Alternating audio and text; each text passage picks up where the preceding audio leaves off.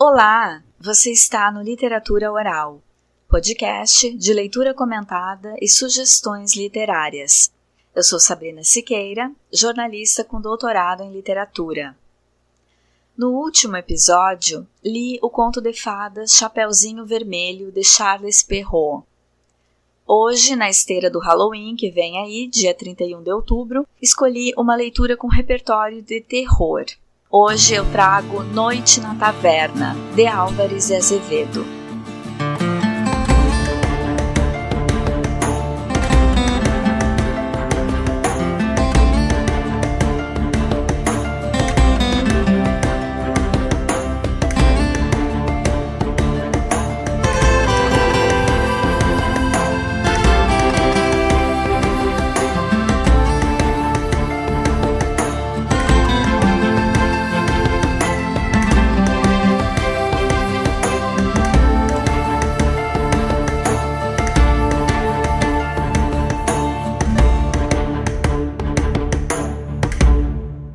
Tá difícil pro Halloween este ano. Além de 2020 ter sido um ano assustador, está sendo, né? Com mortes de muitas pessoas que até outro dia estavam saudáveis. Especificamente no Brasil, a gente está vivendo o terror de um governo federal perverso, autoritário. O Halloween remonta a uma celebração celta anual pelas colheitas do verão, no hemisfério norte. O povo celta era muito integrado à natureza e conservava certo misticismo, acreditando em espíritos da floresta e na possibilidade da interferência de outras dimensões no plano físico. Na crença desse povo, o dia 31 de outubro abre um portal pelo qual espíritos maus tomam a terra. Por isso, usavam máscaras retorcidas para confundir esses espíritos e não sofrer seus malefícios. No dia 1º de novembro, outro portal permite a entrada de espíritos superiores na nossa dimensão. E do embate entre forças negativas e positivas resultam mortos, numa simbologia de que um ciclo morre para dar espaço a outro ciclo. Então, dia 2 de novembro, eles homenageavam os mortos. A crença católica aproveitou o dia 1º como dia de todos os santos e dia 2 como dia de finados. E os Estados Unidos fizeram do dia 31 de outubro uma festa comercial em que as pessoas compram fantasias nas cores roxo, laranja e preto e decoram as casas com morcegos, aranhas, abóboras. E a TV mostra uma série de filmes de terror.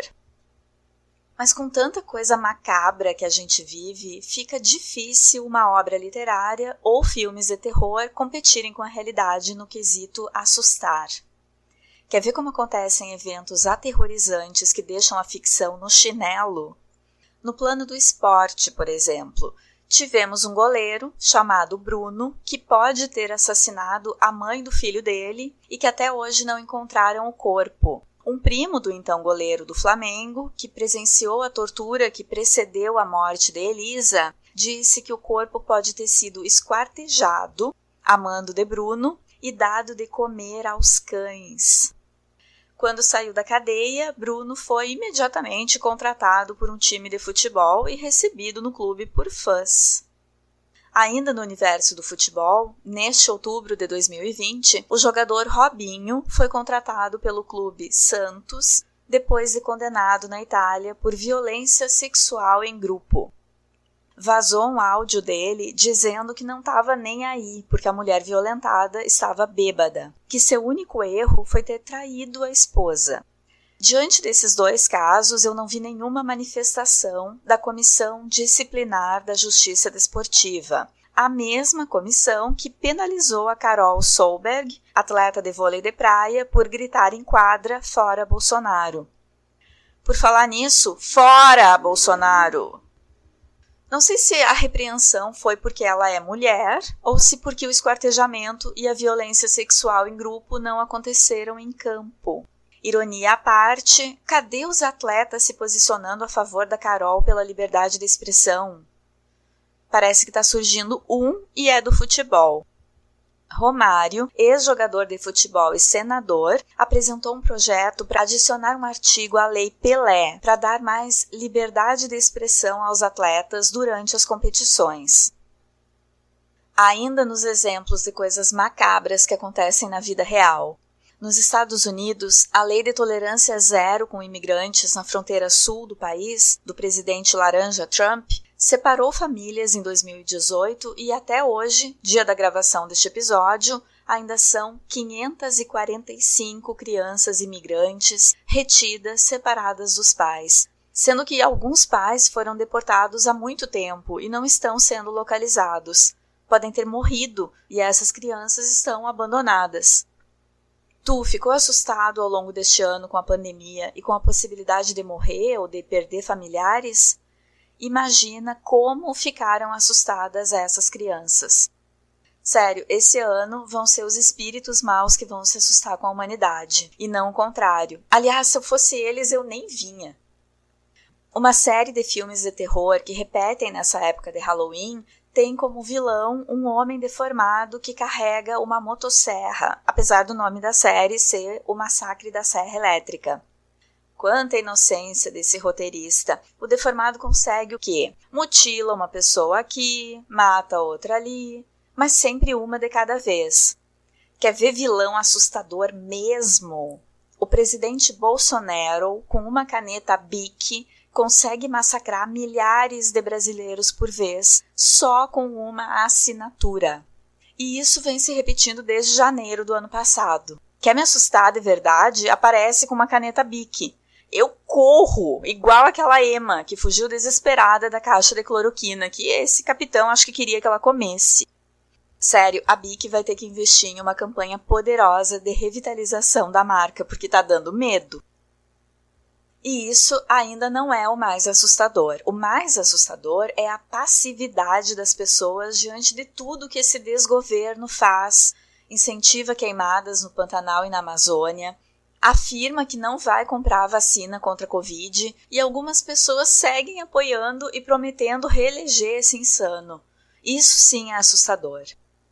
Mas vamos ao Álvares Azevedo e seu Noite na Taverna, obra de 1855. Manuel Antônio Álvares Azevedo nasceu em São Paulo em 12 de setembro de 1831, segundo dizem na biblioteca do avô, porque naquele tempo os partos aconteciam em casa, e faleceu no Rio de Janeiro em 1852 aos 20 anos. A causa da morte, segundo alguns, foi tuberculose, segundo outros, foram complicações de um tumor decorrente de uma queda a cavalo, mas pode ter sido um combo de tudo isso. Foi contista, dramaturgo, poeta e ensaísta. Durante o curso de Direito, traduziu o 5º ato de Otelo, de Shakespeare, e Parisina, de Lord Byron. Tinha o apelido de Maneco. Fundou a revista da Sociedade Ensaio Filosófico Paulistano, de 1849, e fez parte da Sociedade Epicureia. Que é isso? Epícoro foi um filósofo grego cuja obra estabelece o conceito de gozar os bens materiais e espirituais com ponderação e medida. Mas o epicurismo fez uma leitura um pouco diversa desse conceito e se tornou sinônimo de busca por prazeres terrenos. A Sociedade Epicureia Paulista foi criada em 1845 e teve Álvares Azevedo como um de seus fundadores. O grupo escandalizava as famílias tradicionais paulistanas ao promover orgias nas necrópolis da cidade. Em Noite na Taverna, o escritor evoca um ambiente semelhante ao dessas cerimônias, que incluíam muito vinho. Mas apesar disso e da ambiência de seus contos, ao que tudo indica, Azevedo teve uma juventude caseira e casta. Eu hesitei em fazer a leitura de Noite na Taverna em função de que a obra me incomoda pela forma como aborda o feminino e pelas sugestões de estupro e misoginia, ainda que na época em que foram escritas, essas cenas não fossem vistas necessariamente sob esse ângulo. Por outro lado, eu acho que as obras que trazem temas politicamente incorretos ou moralmente inadequados não devem ser banidas, porque isso seria censura, e eu sou contra a censura.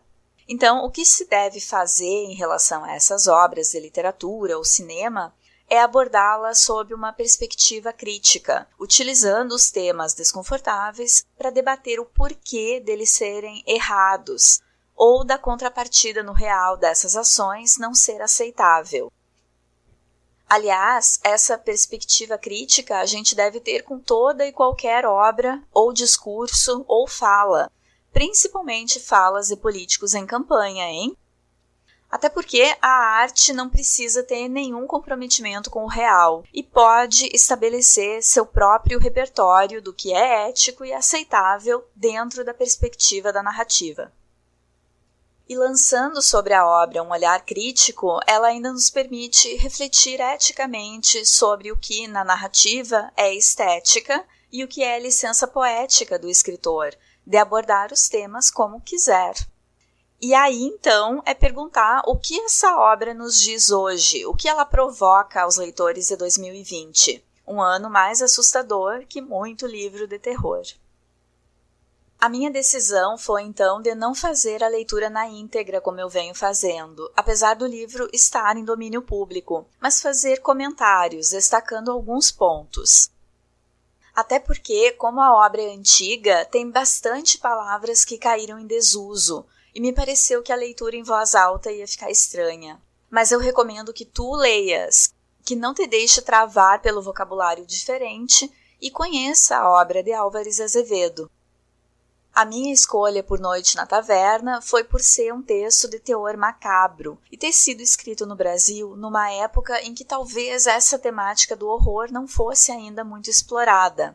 Mas ela casa perfeitamente com a influência que os escritores da segunda geração do romantismo recebiam da Europa, durante o que a gente conheceu como geração do ultrarromantismo ou do mal do século.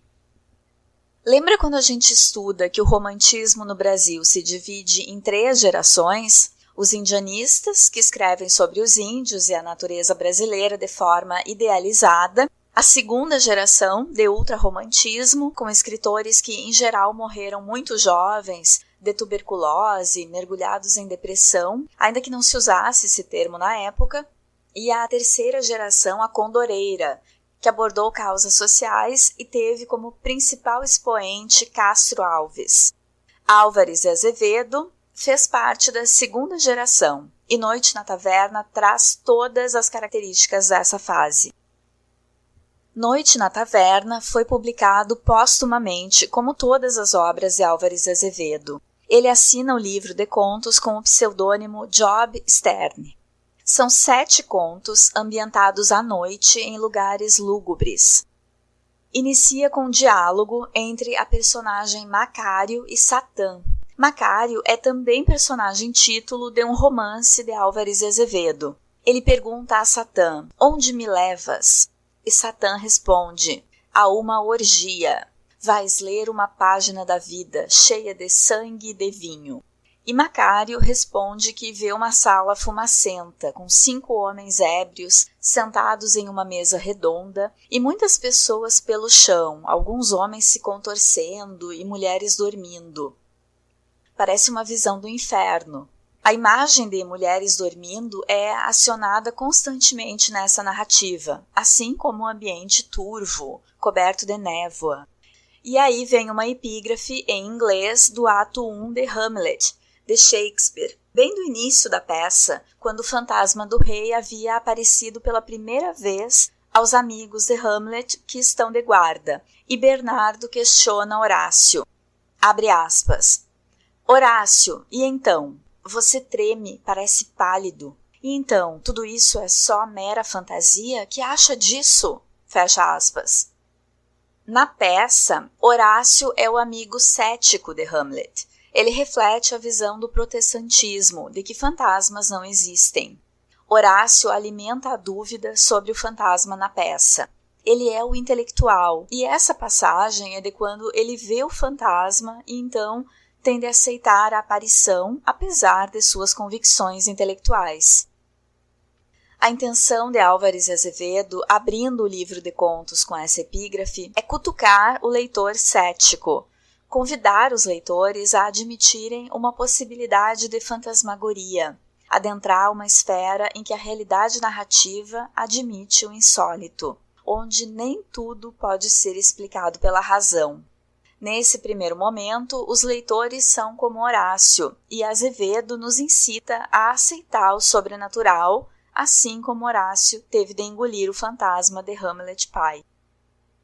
O primeiro conto é Uma Noite do Século, e traz um diálogo entre aqueles 5 homens da mesa. Eles amaldiçoam, gritam por mais vinho à taberneira e usam em seus discursos palavras que auxiliam na construção do imagético que Azevedo quer dar aos contos. Falam que as mulheres ali dormem tal qual defuntos. Citam repetidamente as palavras raios e relâmpagos, embriaguez, morte, mortalhas, desmaios, cadáver, virgindade, aromas, blasfêmias, orgia, fetichismo, imaterialidade. O primeiro conto traz epígrafe em português de José Bonifácio que diz, abre aspas, bebamos, nenhum canto de saudade. Morrem na embriaguez da vida as cores, que importam sonhos, ilusões desfeitas, fenecem como as flores. Fecha aspas. Mas as próximas epígrafes são em língua estrangeira. Então, o livro inicia com essa ideia de pessimismo, de término das esperanças, tão frequente nas obras românticas dessa geração.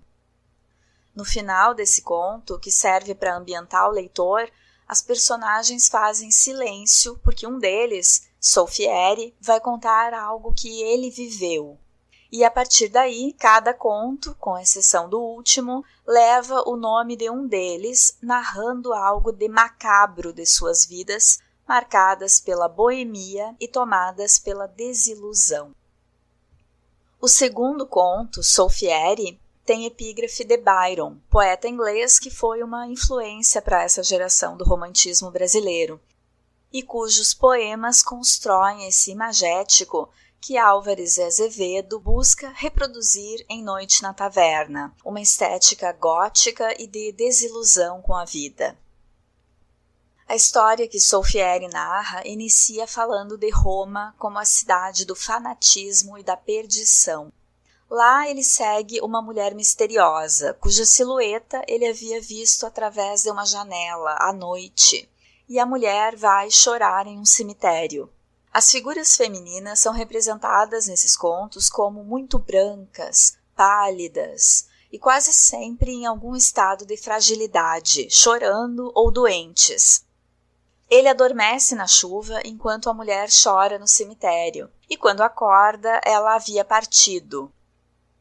Mas ele fica obcecado por rever essa figura. Um ano depois, retorna a Roma e a gente pode pensar que ele vai à procura dela, já que sabe onde ela mora, viu a mulher saindo de casa, mas não. Ele está caminhando pela cidade à noite, depois de uma orgia, quando, de repente, se vê em um templo escuro e percebe que ali está um caixão entreaberto. Segue um fragmento do conto. Abre aspas. Quando dei acordo de mim, estava num lugar escuro. As estrelas passavam seus raios brancos entre as vidraças de um templo. As luzes de 4 círios batiam num caixão entreaberto. Abri-o. Era o de uma moça. Aquele branco da mortalha, as grinaldas da morte na fronte dela, naquela tez lívida e embaçada, o vidrento dos olhos mal apertados, era uma defunta. E aqueles traços todos me lembraram uma ideia perdida. Era o anjo do cemitério? Cerrei as portas da igreja, que ignoro por que eu achara abertas. Tomei o cadáver nos meus braços para fora do caixão. Pesava como chumbo. Foi uma ideia singular a que eu tive. Tomei-a no colo. Preguei-lhe 1000 beijos nos lábios. Ela era bela assim. Rasguei-lhe o sudário. Despi-lhe o véu e a capela, como o noivo as despe a noiva. Era uma forma puríssima. Meus sonhos nunca me tinham evocado uma estátua tão perfeita. Era mesmo uma estátua, tão branca era ela. A luz dos tocheiros dava-lhe aquela palidez de âmbar que ilustra os mármores antigos. O gozo foi fervoroso. Cevei em perdição aquela vigília. A madrugada passava já frouxa nas janelas. Aquele calor de meu peito, a febre de meus lábios, a convulsão de meu amor, a donzela pálida parecia reanimar-se. Súbito abri os olhos empanados. Luz sombria alumiou-os como a de uma estrela entre névoa. Apertou-me em seus braços, um suspiro ondeou-lhe nos beiços azulados. Não era já um desmaio. No aperto daquele abraço havia contudo alguma coisa de horrível.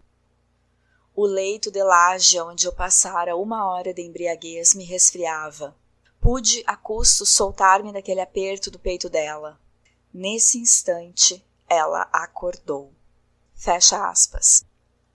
E o espanto do narrador quando percebe que dentro do caixão tem uma defunta. Pior se fosse um boleto bobo.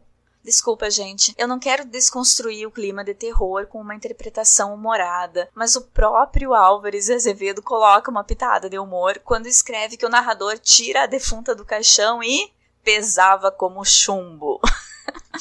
A seguir segue uma cena de necrofilia, ou seja, o narrador se envolve sexualmente com a defunta, que acorda. Ela estava passando por uma crise de catalepsia, que é quando a pessoa parece que está sem sinais vitais, mas continua viva. E aí a cena que era de necrofilia vira um caso de estupro. Essa cena me lembra um filme espanhol de 2015 chamado O Cadáver de Ana Fritz, dirigido por Héctor Hernández Vicens.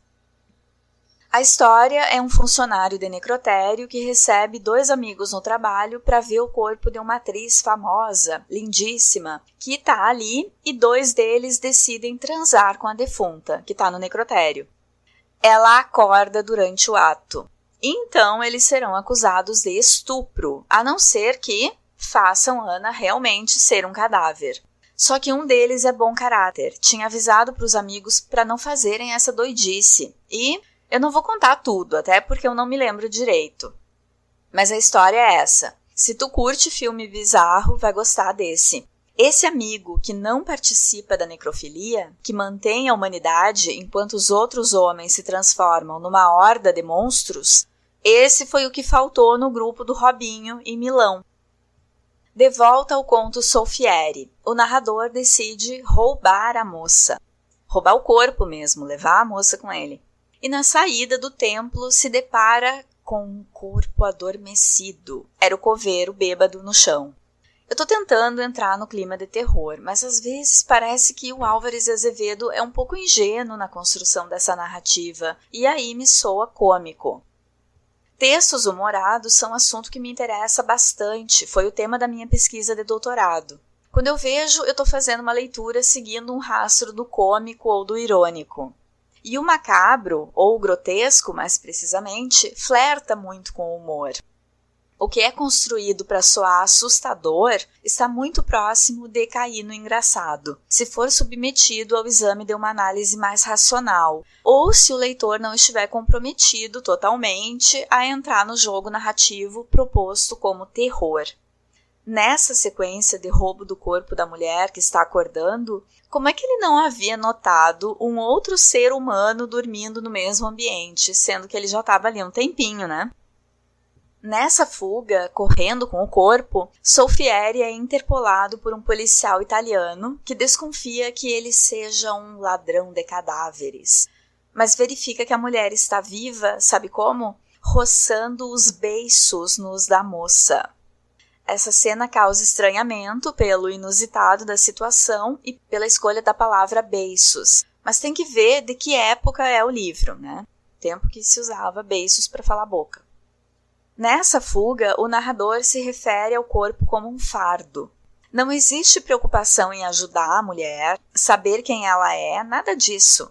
Ele pensa que pode ser aquela italiana que ele seguiu a um cemitério 1 ano atrás e decide roubar a mulher. O desrespeito pelo corpo feminino é constante neste conto.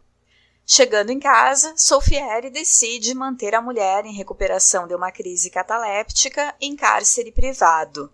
Quer dizer, ela foi estuprada, roubada, molestada por um policial e agora ela é refém. Parece que a fórmula a que Álvares de Azevedo recorre para gerar o macabro é a execução de ações proibidas, ilícitas. É pela contravenção das regras sociais e não pela construção de imagens de fantasmagoria, que ele parecia sugerir no início do conto, quando se refere lá a Hamlet, quando segue uma figura esvoaçante até um cemitério no meio de uma madrugada chuvosa. Só que com a descrição dessas ações ilegais, ele aproxima a narrativa do realismo, tira um pouco a aura de texto fantástico que poderia haver, e com isso descamba para o repugnante ou para o humor, para mim pelo menos. Depois de 2 dias sofrendo em delírio, a moça morre. Solfieri não trata de enterrar a criatura logo. Ele deixa o corpo no quarto e vai em busca de um escultor para fazer a réplica da mulher em cera. Feito isso, ele remove as pedras de mármore do chão do quarto e enterra o cadáver embaixo da cama dele. Vamos a mais um fragmento que esse pedaço merece. Abre aspas. Quando o escultor saiu, levantei os tijolos de mármore do meu quarto e com as mãos cavei aí um túmulo. Tomei-a então pela última vez nos braços, apertei-a a meu peito muda e fria, beijei-a e cobria adormecida do sono eterno com o lençol de seu leito. Fechei-a no seu túmulo e estendi meu leito sobre ele. Fecha aspas. Quando um dos amigos de mesa pergunta quem era essa mulher, o narrador responde, abre aspas, quem pergunta o nome da prostituta com quem dormia e que sentiu morrer a seus beijos? Fecha aspas. Reforçando o descaso pelo corpo feminino evocado ao longo do conto. Ele fez tudo isso com a mulher, ele não sabe nem o nome. O próximo conto é Bertrand. Esta narrativa se passa parte em diferentes cidades europeias e parte em um navio e numa ilha. Azevedo alinha as vivências macabras das personagens a capitais da Europa Ocidental. Bertrand se envolve com uma espanhola que mata o marido e o filho para poder viver livremente com ele, que culpa a mulher por iniciá-lo nas orgias, que significam no conto passar noites em claro em bares bebendo vinho. Eles vivem fugindo, com ela se vestindo de homem para se disfarçar, até que um dia ela desaparece. Depois disso, ele vai morar na casa de um nobre viúvo e foge com a filha adolescente do seu anfitrião. Cansa da garota e a vende para pagar uma dívida de jogo. Ela, por sua vez, envenena o homem para quem foi vendida. Um dia, entediado de usufruir de vinhos e mulheres, ele tenta o suicídio. O tédio é uma marca das obras dessa geração. Bertrand passa então a viajar em um navio e tem um caso com a mulher do comandante que vai a bordo. Enquanto Bertrand está narrando, entra na taverna um velho de 40 anos, bem velho, e pede para beber com eles, dizendo que foi poeta, que foi soldado. Esse homem, jovem, de 40 anos, tira um embrulho do bolso, um embrulho em pano vermelho, e é uma caveira. O homem carrega uma caveira no bolso. Que bolso, hein? É de um bolso desses que o senador e vice-líder do governo Bolsonaro, Chico Rodrigues, precisa, para não carregar mais dinheiro na cueca. Bertrand segue a sua história contando que o navio encalhou. Quando restam 3 vivos, ele, a mulher e o comandante, e a comida já havia acabado há 2 dias, eles tiram a sorte para ver quem deve morrer. Adivinha quem perde? O comandante. Então, ele e a mulher se alimentam do cadáver do homem. Na sequência do conto, Bertrand mata a mulher sufocada depois que ela sugere que morram juntos. Ele fica olhando a defunta seminua pairando no mar e é salvo por um navio inglês. Via de regra, as mulheres aparecem nesses contos seminuas, adormecidas, envoltas em um ambiente nevoento, com pouca luz, fantasmagóricas. é a mulher inatingível, ora santa e casta, ora vítima de uma fatalidade ou devassada pelo pecado. Em relação à taverneira que serve à mesa dos narradores, ela é sempre tratada a pontapés. Sempre que querem mais vinho, chamam a mulher com desrespeito e até com raiva. O corpo feminino nessa obra sempre recebe um tratamento perverso. Sempre que Bertrand se vê numa situação de morte iminente, ele gargalha. Isso acontece com outras personagens dos contos quando se deparam com a morte ou com um crime hediondo. Esse texto é do século XIX, um tempo sisudo, em que o humor não ocupava lugar de prestígio, ao menos no Ocidente. Os textos de literatura fantástica ou do medo atingem a atmosfera de horror pela evocação de imagens e ações fora do comum, fora da vida cotidiana. O que ajuda a criar o universo do desconhecido é justamente usar o que não é do trato cotidiano. E a gargalhada não era algo bem aceito na sociedade do século XIX, que primava pelo recato e pela seriedade. A gargalhada, nesse tempo, está associada à loucura, à perda da razão. Acontece quando o indivíduo não está no controle de suas faculdades mentais ou da sua racionalidade, ou seja, quando ele está flertando com o absurdo e com o desconhecido. Em última análise, flertar com o desconhecido, seja a loucura ou a perda do controle sobre si, é algo que soava assustador naquele momento histórico.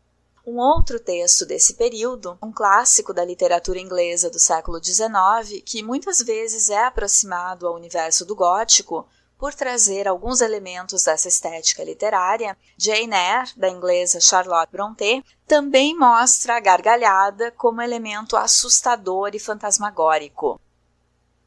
Na história, Jane Eyre assume seu posto de preceptora na mansão de Mr. Rochester, quer dizer, vai ser professora de uma menina lá.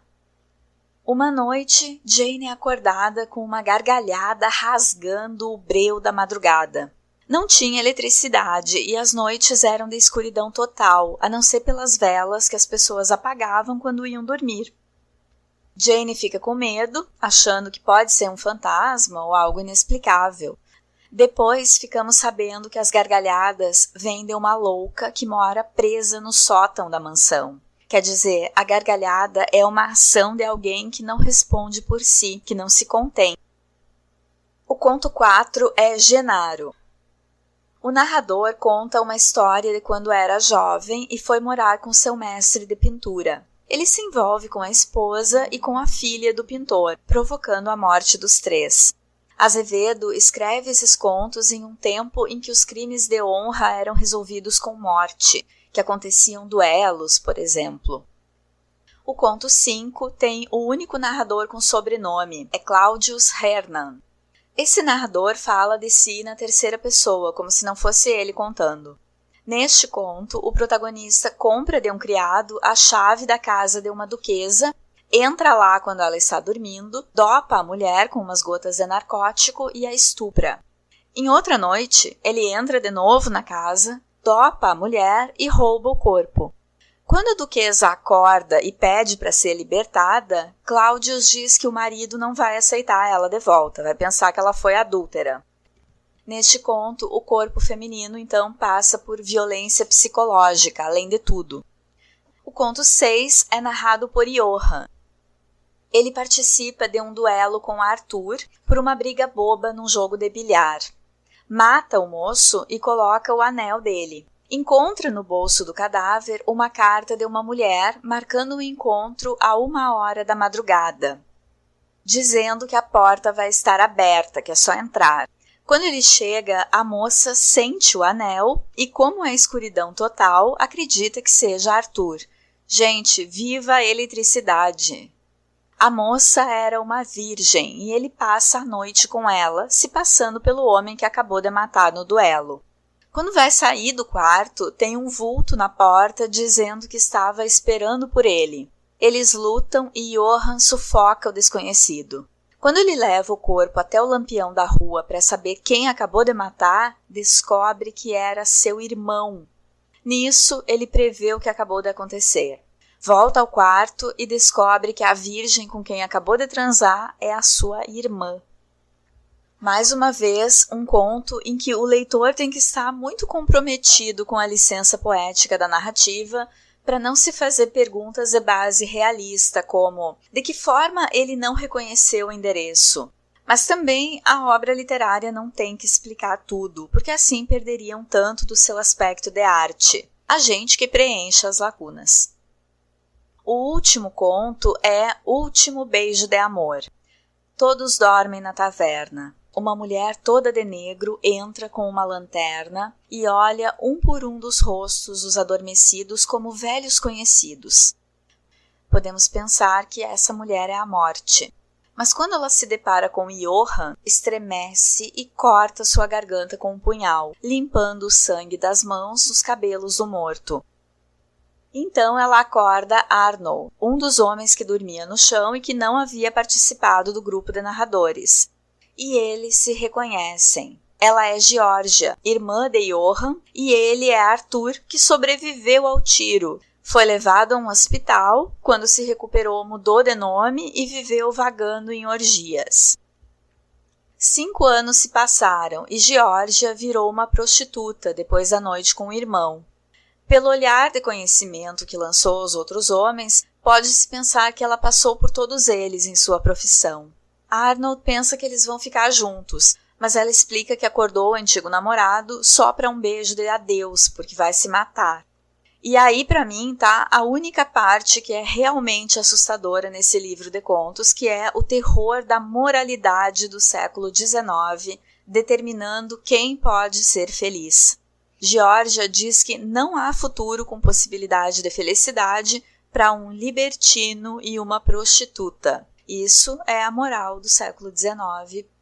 Ela se mata e, em seguida, ele pega o punhal da mão dela e perfura o peito, caindo sobre a amada, num final que retoma o texto evocado na epígrafe deste conto, que é Romeu e Julieta, de Shakespeare. Carla News, na dissertação Noite Fantástica, um percurso pelos estudos críticos e historiográficos sobre a obra Noite na Taverna, de Álvares Azevedo, defendida à UERJ em 2013, lembra que os horrores condenáveis às personagens transgressoras do livro não deixam de ser moralizantes, porque eles não escapam a uma distribuição de castigos. Essa pesquisadora explica que os temas da amada adormecida e da necrofilia eram comuns à literatura de cunho fantástico, a qual muitos críticos literários associam à obra. Essa dissertação está disponível a todos no Banco de Teses e Dissertações CAPES.